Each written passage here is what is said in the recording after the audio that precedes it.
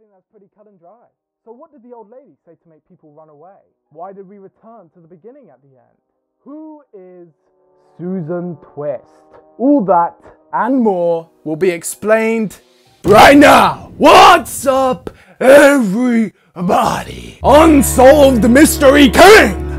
It's me! I'm not going to be wasting any time. If you want to be fully caught up on the history of Doctor Who 73 Yards and see all of the questions we already answered, click the channel below and check the latest upload for part 1. In that video, we answered every question regarding Roger Ap Gwilliam, why the Doctor disappeared, and what the episode was about in general. And today, we are going to be honing in on the ending. And more specifically, what it means going forward. Because a lot of people have called this episode pointless, filler, boring even. I do not agree, but let's calm down. Let's talk about Doctor Who 73 Yards. Unsolved Mystery King! As shown in the final scene of the episode, Ruby Sunday has at least some memories of the events that transpired, in a similar vein to how Donna vaguely remembered the events of Turn Left for a brief time after experiencing them, before they faded away like a bad dream. In many ways, the whole episode of 73 Yards is like a dream, or a nightmare. We drastically change places, time jumps fast, leaps in logic, not sure how you got from place to place. And I think that's intentional. Remember Kate Stewart's line from part 1. That's classified. I think I can say skin of our teeth. Although, I think this timeline might be suspended along your event.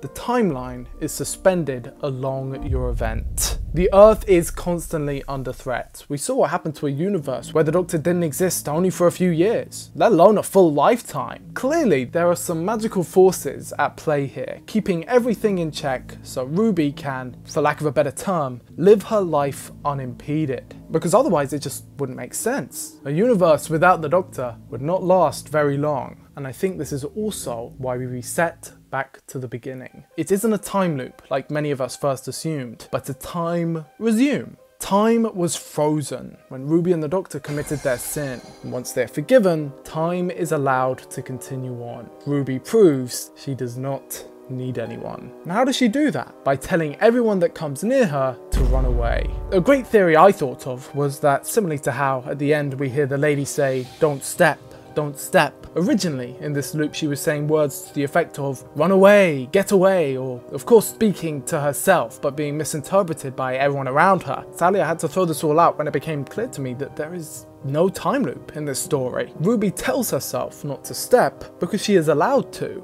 because she is forgiven. But before, in the suspended timeline, she tells everyone to abandon her, not just because it is her biggest fear, but because to be forgiven, she must do it alone. She has to do it alone to show that she doesn't rely on anyone. Of course, the lady is speaking in magical tongue. It is not actual words she's saying. She's not actually speaking. There is never going to be an answer that Ross Steves could give as to what actual words the lady is saying, because she's not saying words. At best, she is saying an incantation. It's a spell, a magic spell. It's a curse. However, if you do want an answer as to what she looks like she's saying, what she looks like she's signing, that I do have an answer for. Bless you. Thank you so much. That's so kind of you. You gave me that little thing. It was just so precious. How am I ever going to repay you? But I'm sure you'll think of something and then repeat. So take that as you will. And so now we are left with only one last question. Who is Susan Twist? And we'll find out next time. Just kidding. Don't worry, guys. No more cliffhangers. It was funny, okay? I had to. Anyway, Susan Twist is just a regular lady. Ain't nothing to see here, folks. They be reusing actors. Doctor Who always reuses actors. I'm sure it's nothing more. So we can just forget about it. God, hell, meanwhile, back with Castarian. Oh yeah, here we are. It's very tense, as you can tell from our reaction. Strange, we ran out of actors, actually. Genuinely, there was a shortage of actors, so we keep using Susan Twist for a lot of things, just because we like her, and that's the simple reason why. There's nothing behind it. No mystery, no nothing. She's just there. So yeah, I told you. But jokes aside, can I just take a moment to tell you guys how much I have enjoyed talking with everyone in the community this past week. I don't think it would take a detective to tell that I love theorizing. This episode is a theorist's playground. I look back, while I don't think they're true, I love the theories that I put forward in my original video, that this is all related somehow to the Trickster or Sutek. And I mean, I guess we could wait and see, maybe, but then my connection to the Watcher. I love that theory, even if it isn't true. Hell, even more if it isn't true, because I love to imagine. I did say in my last video, it was particularly daring of them to release an episode like this in this climate where a certain subsection of people will take every piece of Doctor Who media in the worst way possible, where people will intentionally misinterpret things or interpret things in the most bad faith way they can. But I think I love it because of that. In the face of a bunch of people who are very unimaginative, Doctor Who asked them to imagine, to theorize, to come up with their own stories. And to that, I just adore it. This is the most mysterious episode of Doctor Who. It's a puzzle. The whole episode is a puzzle. And Doctor Who is meant to be mysterious. Doctor Who, as in who is the Doctor? It was all meant to be a mystery, but the truth is, there hasn't really been a mystery in this program for almost 55 years. Showrunner after showrunner have attempted to reinsert mystery into Doctor Who, and frankly, to poor results. And here, it is done perfectly. This is how you introduce mystery into the show again. This is an episode people will be discussing for years, theorizing about for years. It will age like fine wine. 20, 30 odd years, this one will be remembered. You have to remember that on this channel, I started out making FNAF theories, or at least I partly did. It was just a fun thing I did in the background, and you have to realize that the storyline in that franchise makes all this look like child's play. It's like this episode was made for me, to be honest. Here, in FNAF, there's this arcade game called Midnight Motorist, where you drive a purple car back to a house. It's creepy as fuck, but it's so low bit. The characters literally look like this. There are about 5 lines of dialogue in the game. It's about 3 minutes long, and yeah, we can see a whole story here. An abusive father coming home in the dark. A kid who runs away, and then it's up to us to solve the clues. Same car as the killer, same clothes as the brother. You match the maps and the story comes together. It treats its audiences with respect, that even with as little clues as possible, it can still make out the story. Because there is a story here, it's just very far away. It's semper distance. 73 yards is the same. It's a story, but very far away. And so now let's look at your theories. I rambled on for long enough. I'm sure you are bored of me. So let's open it up to the community, to all of you guys. I have received so many comments. There's no way I can fit them all in the video, but I will try, as I always do, to include as many interpretations and thoughts on the episode as I possibly can. I have seen so many amazing comments and theories. I can't wait.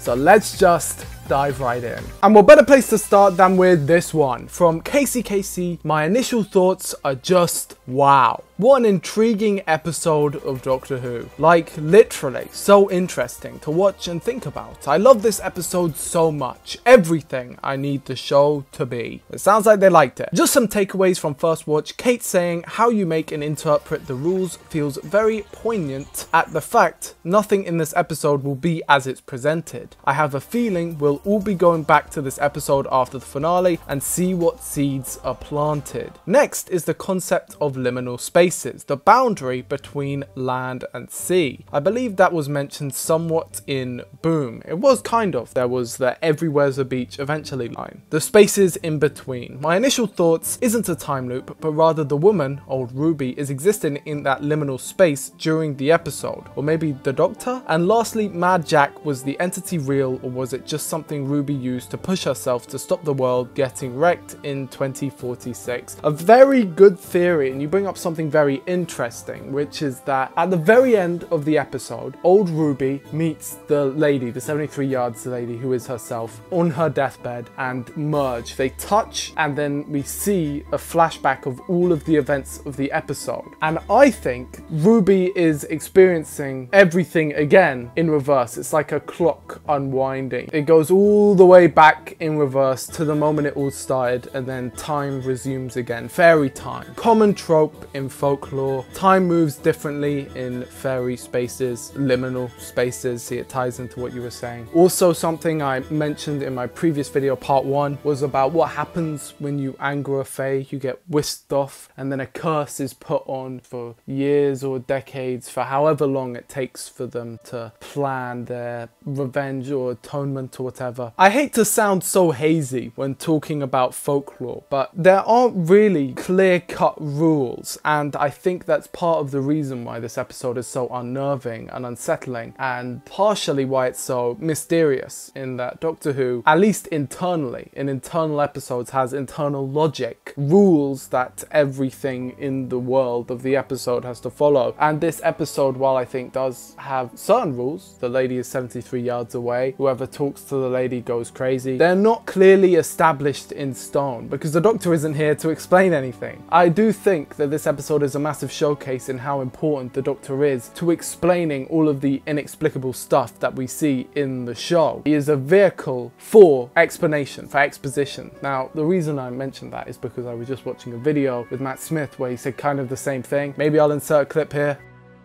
So that's also on my mind. But overall, yeah, I am tending to lean more to what you say, in that people make and interpret rules to explain inexplicable occurrences, which is what we see in this episode, both literally, because Kate Stewart says it, and also in the response to it. It's very meta that way, strange. Eric is Waiting said, these new episodes have gotten me so hyped for this season. After watching Space Babies, to be honest, I kind of lost a bit of interest in this season. So I put it on hold for a bit because I thought it was going to be all this quality, but after finally catching up, just gets better and better. It's so good. I definitely agree. I mean, for me personally, I really like Space Babies. I really like The Devil's Chord. I like the 60th anniversary specials. I thought Wild Blue Yonder was great. I really liked the giggle. My probably least favorite episode of this new era is either the Star Beast or the Church on Ruby Road, and neither of those episodes I think are bad per se. They're just not as good as all of the rest of them, which have been really goddamn good. It's genuinely a really consistent era. So far, it's just been good. I don't know what else to say. Here's one from Tom, who says, I did really enjoy this episode, but I definitely need to rewatch it, because not gonna lie, it had me a bit confused. I know we say it a lot on this channel, but I really like this episode. Would have been like a perfect 10 out of 10 if it was a classic Who style 4-parter. Like, it was genuinely set up so well like that. A lot of the time when you say that about new episodes, I'm like, yeah, I guess, maybe, I don't know. But 73 Yards is like literally a 4-parter that never was. If you don't know what he's referring to, I have made it abundantly clear that in my opinion, the formatting of modern Who is just inherently flawed. The 45-minute episodes leave people feeling unsatisfied or wanting a part 2 or saying it should have been longer, like 9 times out of 10. And it really isn't surprising. It's the formula that Doctor Who used for over 25 years. Obviously it works. And I know whenever I bring this up, there are always some people who say, oh, but there are 45-minute episodes that do work. And yes, there definitely are. But I would retort to that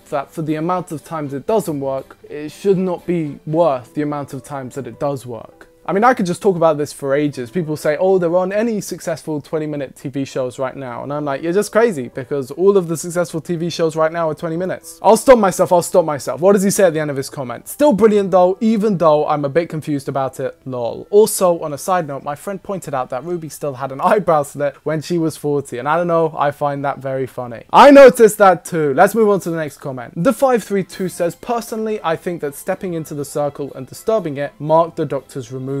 Reading the scroll manifested Mad Jack and split Ruby's time stream. She can see a yard a year into her future. I myself cannot fathom what would scare everyone away so much, but the best guess I've heard so far is yours. Her deceased body being a vessel for a world where she did not stop him. Literally running from Ruby as she is death incarnate. This is a really good theory. Do you see what I mean about just enjoying theorizing? Like, I read that comment, I'm like, hell yeah. Now, of course, my certain opinions on who the old lady is, what she represents, that may have changed over rewatching the episode over the course of the next day or 2 days. And sadly, I think someone pointed out, because I replied to this comment because I was like, oh, it's such a good theory. And I think this person actually responded to me again saying that they were wrong about the yard a year thing, which if that was true, that'd be so goddamn cool. But I think it's 65 years, which just isn't quite 73. Here's a great one from Ertle the Turtle. He says, yup, that's it. Says, yes sir, we are so back, baby. But I, like, for real, have absolutely zero expectations for Dot and Bubble, because no way it can keep being this good. Same. If Dot and Bubble is even as good as Space Babies, I will be pumped. Same. But for 73 yards, literally all I can say is yes, over and over. Anyway, my outlandish and most likely wrong theory for this season is that the finale is going to be a battle between the gods, Toymaker, Maestro, Trickster, and possibly even Ruby herself, as she managed to go back in time either by the lady who is herself or just by her old self, and she should not be able to do that if she was a normal human. And the Doctor is going to sort of beat all of them, sort of like Doomsday where the Daleks and Cybermen were fighting and the Doctor sort of just has to beat both. It seems like these gods do not like each other very much, with what Maestro said in the Devil's Cord, and bro, no one likes the Trickster in the Doctor Who universe. Keep making the elite content. I look forward to every video and get hyped to see you post. You the real GOAT. Thank you so much for the comment. And for the finale, I do think that there will be some heartbreak, some devastation in a Doomsday type fashion, both from what we've seen in the trailer and from what Russell T Davies has teased in interviews. I don't know if Ruby's gonna die or not. Maybe there'll be a fake out death. I like how Stephen Moffat came back literally to just write another companion fake out death and then he left again. Either way, I'm hyped as hell. 6th Doctor Fan 84 says 73 yards was wonderful. The Doctor Light was necessary due to Nshuti's absence whilst filming Sex Education, so to see them knock it out of the park is an amazing surprise. Finally bringing up the constant Susan Twist cameos is such a joy, and the return of Kate Stewart as well was a brilliant touch. Season 1 so far has not had a miss. Love to see it. 9 out of 10, not the twin dilemma, but still brilliant. WWW, I definitely agree. Also, none of the episodes are as good as a twin dilemma. But what I do want to mention is I've seen another copy-pasted criticism going around from the kind of what I like to call brainwashed section of the fandom, where people say Ncuti Gatwa is just playing himself. I personally don't see it, not at all. I also have to say right now, I really don't like Sex Education. I thought that show was just not for me. I watched it because Ncuti Gatwa was in it and he actually turned out to be my least favorite character. And the fact that people say that he's playing the same character in both shows is just mind-bending to me. It's so not true. Like, look at this. This is what Ncuti Gatwa looked like before he got into Doctor Who. This is from 2022. This was a small interview he did. Well, not even interview, just a small promotional video. Just look at how different he looks. He even looks like a different person. The character of the Doctor and this character Eric, or whatever his name is, not to be confused with Eric is Waiting, are so totally different. It's absolutely insane to me, but I'm not surprised. I imagine what happened, as always, is someone said, oh, he's playing the same character, oh, he's playing himself, and a bunch of brainwashed commenters just regurgitate the same thing. I've made a video about this, a long video. This isn't new, people. But anyway, here's another one. By far, my new favorite episode. I just completely enjoyed it. Christian says, not gonna lie, the last paragraph is mostly rambling, but this episode has had a grip on my brain for the last 6 hours, so I just gotta get it all out. Also, you the GOAT, man. I found your channel through the Ultimate Review of Doctor Who video, and your content is just golden. Thank you so much, my friend. Man, this episode is something else. Watching this episode felt like watching Blink for the first time as a kid. I think for me, this is one of the episodes that, like Blink, is the perfect mix of terrifying fiction and a believable reality. I remember watching Blink when I was probably 6 or 7-ish. I literally had nightmares for a little while because it was real enough that I was scared of it actually happening to me. Even though I knew it wasn't real, it felt real enough for my brain to jump the gap. In my eyes, taking something real but relatively mundane, like blinking, and making it deadly will always be infinitely more scary than creating some new deadly monster. At least for me, that's the kind of stuff that really scares me. Like, for sure, if I saw a dragon or something, I'd probably wet the bed, but the existential dread I would have from someone following me around everywhere I went is so much more tangible that I'm even a little bit on edge talking about it right now. To be fair, I'm also up late, so that's partly on me, lol. I definitely know what you mean. It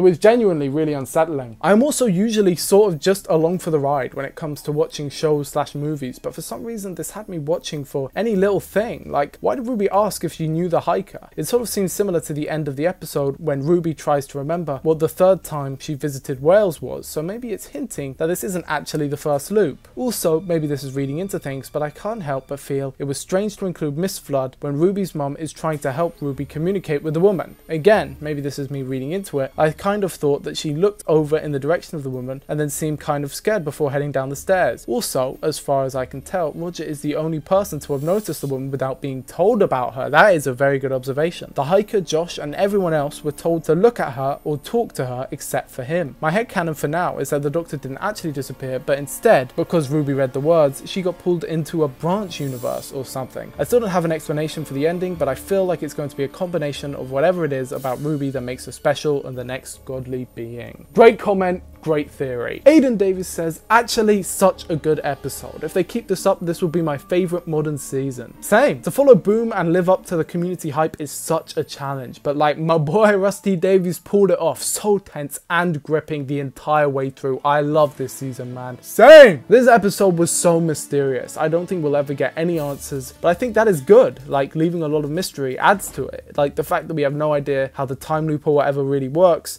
helps the episode. Also, I'm getting Macroterra vibes from Dot and Bubble, like perfect colony with creatures that in reality are in power that is relatively surface level, but I love the Macroterra, so I'm bringing it up anyway. Not to suggest that there is such a thing as macro. Yeah, like I don't even know what that is. What are the macro? Jack says, pretty sure I know what she said to end Roger's career. Don't you think he looks tired? Chicken Winner says, interesting how the TARDIS became treated like a burial site, like the Fairy Circle was originally. Ruby mentions Cardiff, and that's where the Prime Minister later is. Mad Jack is mentioned by the Doctor and comes up later. The people in the bar describe him as a serial killer and he wants to use nuclear bombs. Kate Stewart said, I think this timeline might be suspended along your event, like the timeline was created by things Ruby experienced. Maybe the effects of the Fairy Circle transferred to the TARDIS, and that's why both were treated as burial sites, when possibly neither of them were. This episode reminded me of Joe Julian, if anyone has ever read that. I understood that reference. Yep, I'm kind of thinking a similar thing myself. A personal interpretation which I definitely don't agree with, I've seen this one floating around, is that the reason the Doctor disappeared is that he ran into the TARDIS and hid. I just don't think that is true. A, the lights go out on the TARDIS, implying that the TARDIS is dead, and that's why it's locked, because it's just gone. And B, there's no way the Doctor could get back to the TARDIS that fast. And if you even want to take it a step further, C, there's no way that the Doctor could have heard the woman from 73 yards away. Personally, I don't like that theory. That's one I don't really like. The Ponderer says, glad I'm not the only one who adored this one. You weren't kidding with the a lot of people aren't going to get it thing. Really interesting and a bit disheartening to see people reject this one for not giving clear answers or being plot driven enough. As if that were what it was trying to be. Exactly. Yeah, the internet has shortened the attention span of a lot of people, which I imagine is incredibly frustrating for writers who are expected to spoon feed their audience when the essence of a good script is show don't tell. The Ponderer responds to that saying, I don't think this is an attention span or show don't tell issue. I think this is a people being uncomfortable with ambiguity issue. And with that, I completely agree. So many people are just unable to conceptualize ambiguity. That may sound pretentious, but it is just the truth of the matter. Which is weird because it's a horror folklore episode and people still don't like that it's ambiguous. I personally love ambiguity in storytelling. I personally am a massive fan of the symbolic storytelling, as it were. I already mentioned FNAF in this video, so I can get away with mentioning it again. In FNAF 4, there are 5 cutscenes for each 5 nights, following a young crying child as he walks around the town. And what you will notice if you talk with a bunch of the kids around the town, they each represent certain parts of the story in such subtle ways that it took people literal years to find it out. And so I guess maybe that's a taste thing. Maybe some people do love harder explanations. They just can't handle anything being left up for interpretation. But personally, I am not one of those people, so I will never have an issue with it. Tobias says, the hate I have seen for this episode just proves to me that some people want to hate this season. This is the 3rd banger in a row for me, and I cannot comprehend anyone hating it. I think the sad pill that we have to swallow is that there is a large subsection of people right now whose career is reliant on hating Doctor Who. Like, they are making money off of hating Doctor Who. They have a vested interest in disliking Doctor Who, and therefore they will never give it its dues, no matter how good it gets. And I think the easier pill to swallow is that these people should just be ignored, frankly, because they don't have anything to add to the conversation. And before anyone misinterprets my words, I'm not saying if you dislike the new season, we should ignore you. I'm not that type of guy. I've had my criticisms with the new era. You guys know I have. I've made like 10 videos about it. But you also know exactly who I'm talking about. Certain other people in the community whose opinions are just worthless. They're not even fans. They're self-admitted as not even being fans. So why does anyone care? Anyway, here's one from Just Tim, who says, I might be too late, but here goes. goes. I love this episode. Everything expectation I felt wasn't met for me with Boom was met here. And then some. Amazing episode, 10 out of 10. Unhinged theory alert. Oh, you guys know I love theories. I think 14 and 15's generation loop cycle thing could be a parallel to Ruby's own closed loop here. The way the concept was explored twice but in different ways makes me feel like there's some sort of canon connection or one in RTD's Megadome. Like the 60th anniversaries were a testing ground for this episode. Again, loved it. You know what's absolutely crazy about that? That sounds real. Am I crazy? Maybe we're both crazy, Tim. In a way, Ruby did bigenerate. She turned into two people and then at the end, she fused back into her past self, which is what presumably happens to the 14th and 15th Doctor. Now, of course, we don't really know how bigeneration works, so it's not an exact match, but still, it's fun to theorize about, right? Speaking of which, as I predicted, the only problem with this episode is the fact that the world building is entirely messed up, because why didn't the 14th Doctor just come and save the day? I mean, yeah, the 15th Doctor's gone, but the 14th Doctor should still be around. Why didn't UNIT just call him? He would have found a way to sort it out. The answer to that question is, of course, don't think about it. But again, bigeneration proves to just be too overcomplicated for its own good. Rouge Argentine says, I just can't describe how amazing this episode was. It was beautiful, scary, hopeful, mean. Nah, this episode was another level. It kept us in the shadows for so long until it pulled the wool out of our eyes. And it was also horrible, especially for me. I'm autistic and I often never know what goes wrong with my interaction with people that makes them just hate me. And when I see what happens to Ruby and the way she is so confused that everyone around her just abandons her out of thin air, or maybe because of what someone else said, it made my skin crawl and brought lots of bad memories. It was the first time I was absolutely rooting for Ruby, and I was as desperate as her to know what's going on. Not every single thing made sense for me. Maybe I missed some stuff, I need to watch it again. What a chilling episode, mate. You bring up a really good point, a really good part of an analogy, and I think that that works as a very good interpretation of the episode. It's also good to hear a bunch of people's unique experiences with the episode and how it made them feel. And I think that just speaks to how powerful this episode was and how powerfully affecting it was, because I do think it's a very affecting episode. Thank you, as always, for the comment, my friend. I have very mixed feelings about this episode. I loved how it kept going in different, unexpected places, from small, contained thriller to unit episode to political allegory to back to the beginning. It made the episode and the world feel so big. I really enjoyed what was happening as it was happening, but there were a couple things that put me off. Just before you go into that, for me, I've got to definitely agree with you. This episode felt like a movie. But anyway, firstly, when Susan Twist first runs away, Ruby doesn't try at all to help. Both me and the person I was watching this found that very out of character and took me a good 5 minutes to get back into the episode. Well, personally, I see it in that if someone's running away from me, it's really cold, there's a creepy old woman out there chasing me, I'm gonna do exactly what Ruby did, personally. This is more of a me problem I expect, but it was odd to me how she looked 20 at most when she was 40. I mean, yeah, that's just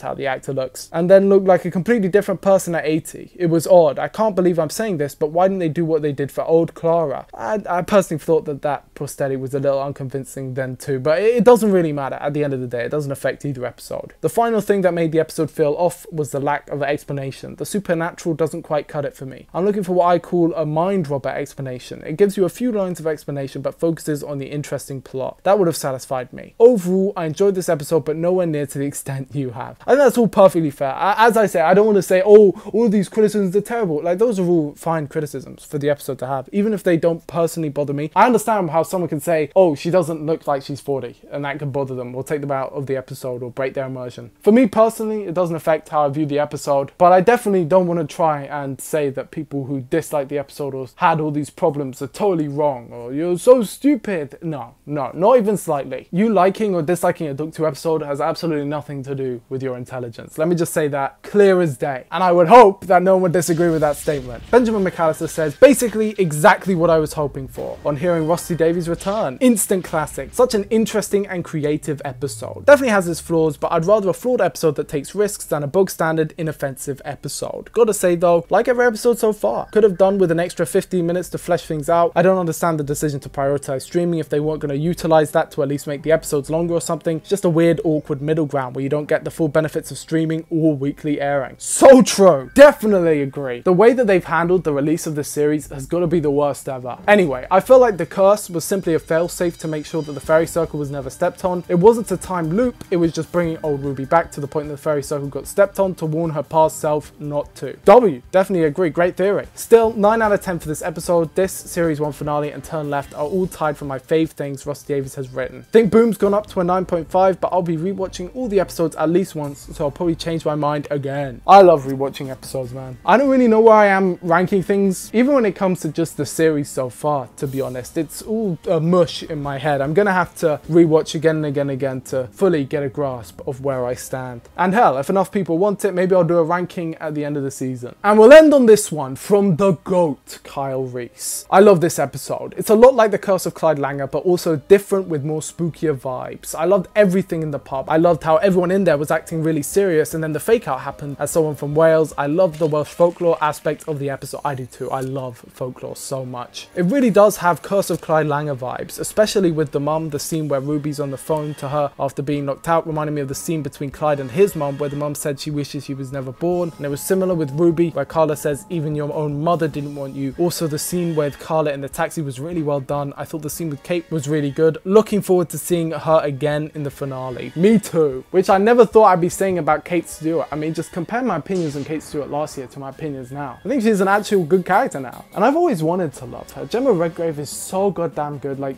legitimately A-tier, S-tier actor right there. But the character was just a nothing burger for so long. Also, definitely agree with the Curse of Clyde Langer connections. Although I actually think that scene with Clyde's mum is even more heartbreaking than the scene with Carla, because oh my days, what a performance. If you have not watched The Curse of Clyde Langer, you definitely should. It's great, like genuinely good fiction. I like the way Ruby used the woman to stop the Prime Minister. Lastly, the old woman Ruby. Some might not have liked these scenes, but I think that they were my favourite of the episode. Her sitting by the dead TARDIS talking to the Doctor, talking about how she never met her birth mother and that it never snowed again, and her calling the Doctor my old friend, and then on her deathbed when she says, everyone has abandoned me my whole life, but I haven't been alone for 65 years. That was absolutely heartbreaking. Also, the Doctor needs to watch where he puts his feet in future. So, do I think this is the best episode Rusty Davies has written? I'm saying yes. That might change after I watch it several times, but I've already watched it twice and it hit me hard both times. This episode just worked so well. There were scary parts, funny parts, and emotional parts, which all worked for me really well. 9.5 out of 10. I think that's a really great comment to end on. And just so we have everyone's opinion thrown into the mix, this was the final result of my poll. What were your thoughts on Doctor Who 73 Yards? And that's the video. Thank you so much for watching. I hope you enjoyed the video. 73 Yards is one of my favourite Doctor Who episodes ever, and quickly rising the ranks of my favourite in the modern show's history. It's an episode tailor-made for me, fitting my mindset, my puzzle-solving brain perfectly. There are just enough loose ends to keep me chewing forever. The ultimate rewatchable episode. Russell T Davies, you're a goddamn genius. And I surprisingly can't wait for next week too. Dot and Bubble was the episode I was most apprehensive about going into the next season. It looks genuinely funny and brutal. I did not think I was gonna be digging this one as much as I am. Also, can I just say, I am so glad the good Next Time trailers are back. All of these previews so far have been so goddamn good. Next Time trailers are hot, goddamn it. And a special thanks to the members. If you want to help support the channel, you can click the join button below to gain access to a million perks and benefits, including the Discord server and my live reactions to the latest episodes of Doctor Who. With all that said, I hope you enjoyed the video and I will see you in the next one. Bye bye.